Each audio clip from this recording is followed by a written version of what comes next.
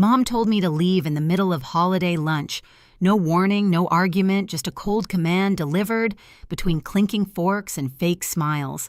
One second I was passing the rolls, the next she was telling me to stop relying on the family as if I hadn't been quietly paying for nearly everything that kept that family standing.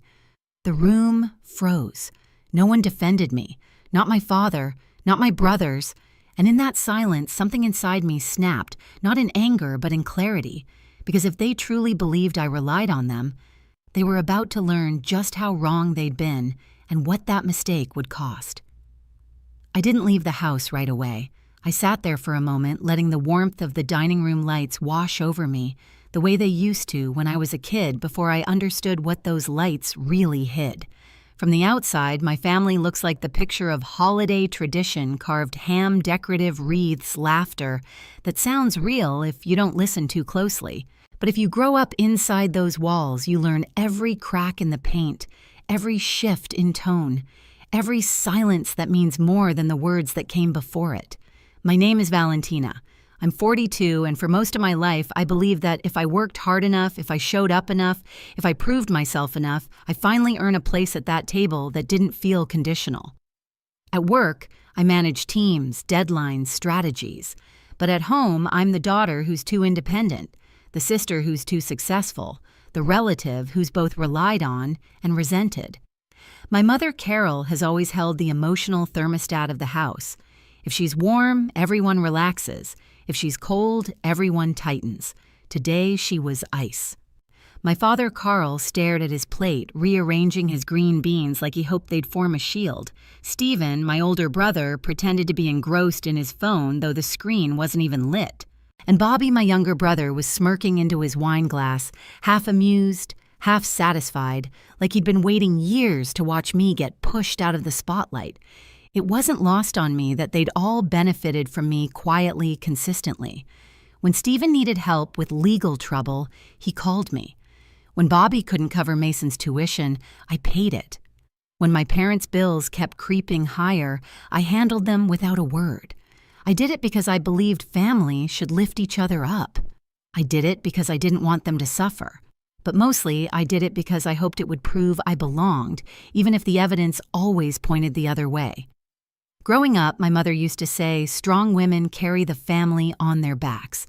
I didn't realize she meant only one woman, and that woman was me. She never taught my brothers how to shoulder responsibility. She taught them how to hand it off. And they did, over and over, while I told myself this was love. But as I sat there absorbing the echo of her words, stop relying on the family, I felt something inside me reorder itself. The math didn't add up, and maybe it never had. I took a slow sip of water, letting the metallic taste settle on my tongue. Around me, conversations started again in forced, uneven bursts, like everyone was desperate to pretend nothing had happened. But something had, something irreversible. And as I watched them avoid my eyes, I realized this wasn't the beginning of a collapse. It was the beginning of clarity. The rest of the lunch felt like waiting for a storm everyone was pretending not to notice. You could hear it in the way forks tapped plates a little too fast, in the way my father's breathing hitched every time my mother shifted in her seat, in the way Bobby's knee bounced under the table like he was enjoying a private show. I stayed quiet, not out of fear, but because silence has a way of showing you who people really are. Carol talked as if nothing had happened. She commented on the glaze of the ham, the temperature of the rolls, the neighbor's new fence. Not once did she look at me. That was her way. She didn't explode, she erased. And being erased by your own mother hits differently than any insult could. At one point, Stephen finally spoke. "Mom's right, Val," he muttered, eyes glued to his plate. "You've been distant. Maybe this is for the best. Distant. A word people use when they've forgotten the last 5 times you showed up for them." I didn't respond. I just watched him shift uncomfortably, like my silence was louder than anything I could have said back. Then Bobby chimed in, swirling his wine dramatically. "If you're struggling, just say that. No shame in needing help from them." I almost laughed. But before I could say anything, Carol cut in, again, her voice soft but razor sharp. "Valentina, sweetheart, we can't keep pretending everything is fine. You rely too much on this family. It's time for you to grow up." There it was, the full line, the one that would split everything open. Stop relying on the family. She'd said it earlier, but now she said it slowly, deliberately, like she wanted to carve each word into me. And the worst part wasn't what she said, it was the way the others let it land. No one pushed back. No one asked her to stop. Their silence wasn't confusion. It was agreement. That was the moment something in me shifted. Not snapped snap suggests chaos.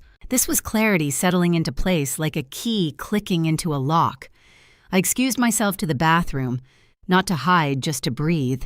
Inside the mirror reflected a woman I barely recognized. Not because she was older or tired, but because she finally understood the truth. I wasn't being pushed out of the family. I'd never truly been let in. When I returned to the table, they barely noticed. My chair scraped softly against the floor, but no one looked up. Not even my mother.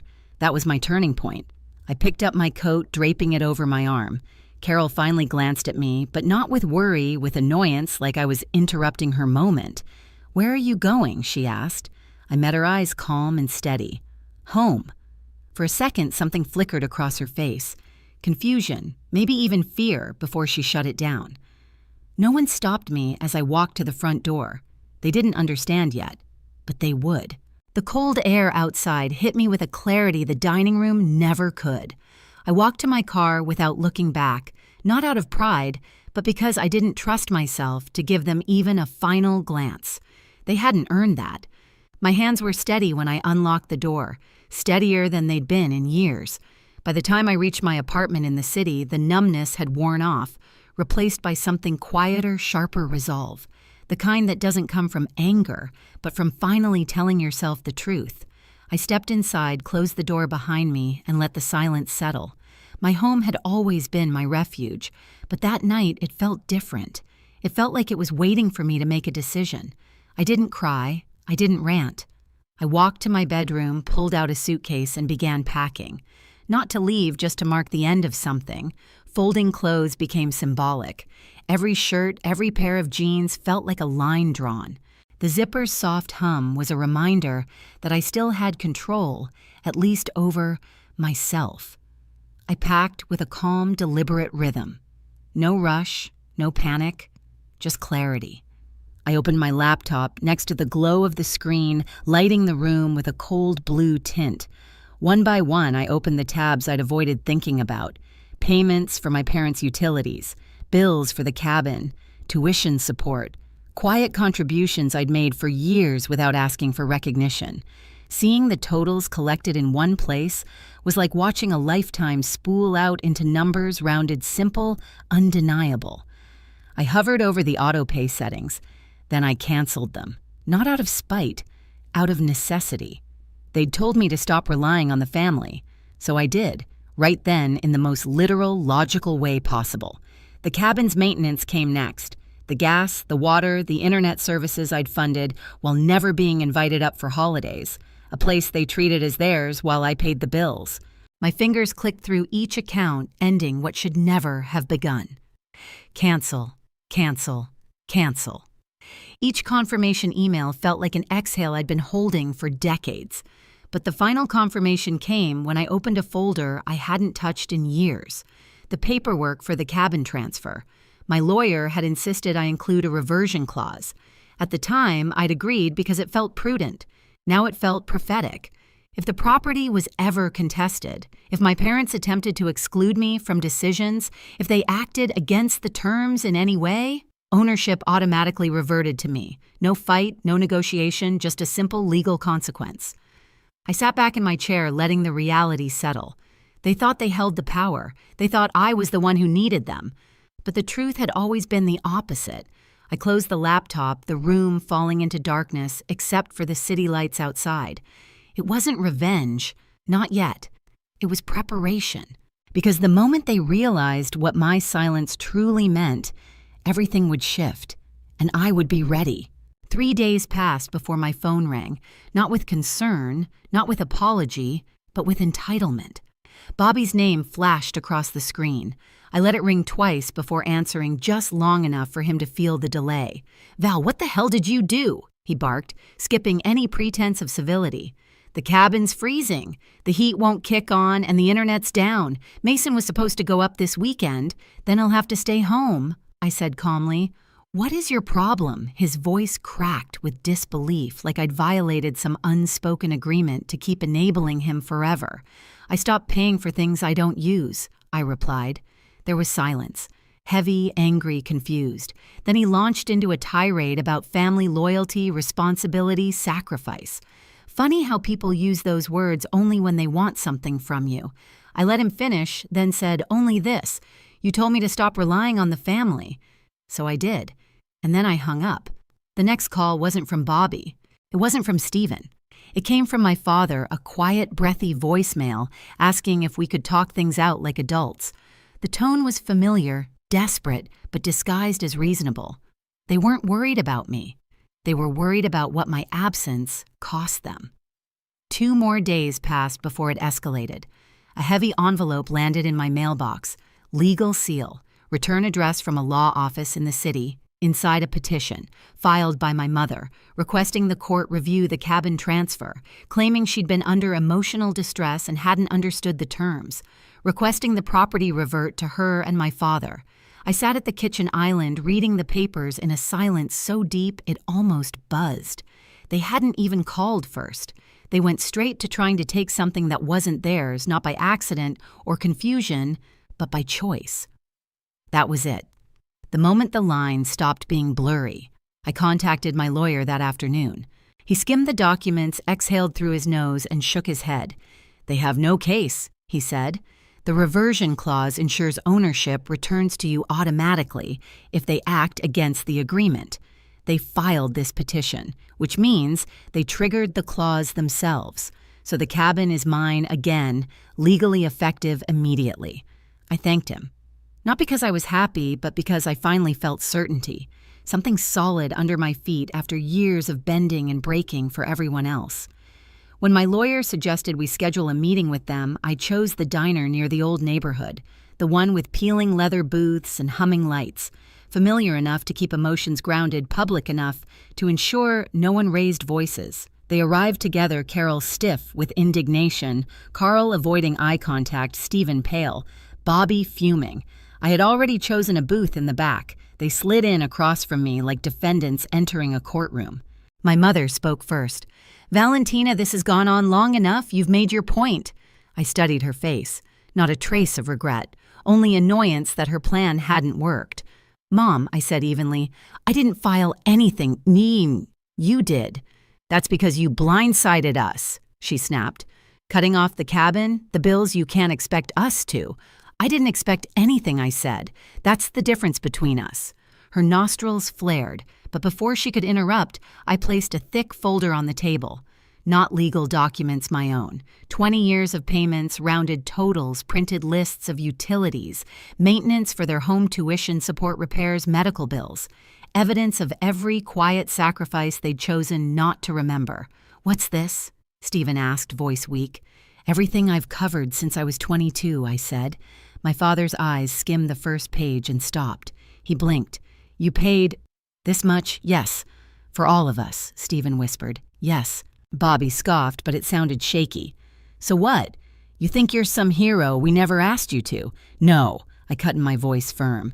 "You expected it." A clear line fell across the table, the truth resting heavy on all of us. I continued calm but deliberate. Mom told me to stop relying on the family. So I did. I stopped paying the utilities. I stopped covering the cabin. I stopped funding the lifestyle you built on the assumption I'd never walk away. My mother stiffened. "You're being dramatic." "No," I said quietly. "I'm being fair." I slid another document forward, the reversion clause. "This is the legal agreement for the cabin. The moment you contested the ownership, everything reverted to me. Automatically. You didn't lose the cabin because of me. You lost it because you tried to take something that wasn't yours." My mother's face froze, and for the first time in my life, she looked afraid. Her face went blank, empty, like someone had pulled the script from her hands and left her standing wordless on stage. My father leaned back, stunned. Stephen stared at his hands. Bobby's mouth opened, then closed without sound. They weren't just shocked, they were unmasked. I let the silence sit long enough for the weight of it to sink in. Then I spoke softly, almost gently. I'm not doing this to punish you. I'm doing this because I should have drawn boundaries 20 years ago. You told me I relied on you, but you were relying on me. And now, you'll have to rely on yourselves. My mother found her voice at last. We're your family. I know I said. I loved you like family. I supported you like family. But you didn't treat me like one. I stood smoothing my coat. From my wallet, I pulled a single dollar, the symbolic inheritance that mirrored how they'd treated my contributions, small, ignorable, undervalued. I set it in the center of the table. That's all that remains, I said. Everything else I already gave. And you didn't even see it. No one moved. Not my father, not my brothers, not my mother whose blank stare flickered into something almost like regret too late. I stepped away from the booth. Valentina, my mother called, voice cracking just slightly. I paused just enough to hear it, but I didn't turn back. Some stories need a final line. This one needed a door closing. The diner bell rang softly as I left the cold air rushing in around me, and for the first time in my life, I didn't feel guilty for walking away. I felt free. In the days that followed, the quiet felt different. It wasn't the kind that comes from being shut out. It was the kind you earn after finally telling the truth out loud. My apartment seemed brighter somehow. The morning light hit the counter in soft stripes, and for the first time in years, I didn't wake up bracing for someone else's crisis. My lawyer confirmed the paperwork. The cabin was legally mine again. No dispute, no loophole, just a clean reversion triggered by their own choices. He asked if I wanted to pursue damages or file anything further. I didn't. Justice didn't need to be loud to be real. A week later, my father sent a short email, no Bible verses, no guilt, just a line saying they were figuring things out. I hoped they were. Maybe losing the support they took for granted would force them to grow in ways they hadn't needed to before. As for me, I took a long walk along the river that weekend, letting the winter air sting my cheeks. I felt lighter. Not because I'd won something, but because I'd finally put down a weight I was never meant to carry. I hadn't abandoned my family. I'd simply stopped abandoning myself. In time, maybe they'll understand why I drew the line. Maybe they won't. But I've learned that boundaries aren't punishments. They're invitations for people to meet you with the respect you've always given them. And if they can't, you walk forward anyway. My life is quieter now, steadier, finally my own. If this story echoes something in your life, share your thoughts below. And if you want more true family dramas and endings that finally make sense, hit subscribe so you don't miss the next chapter.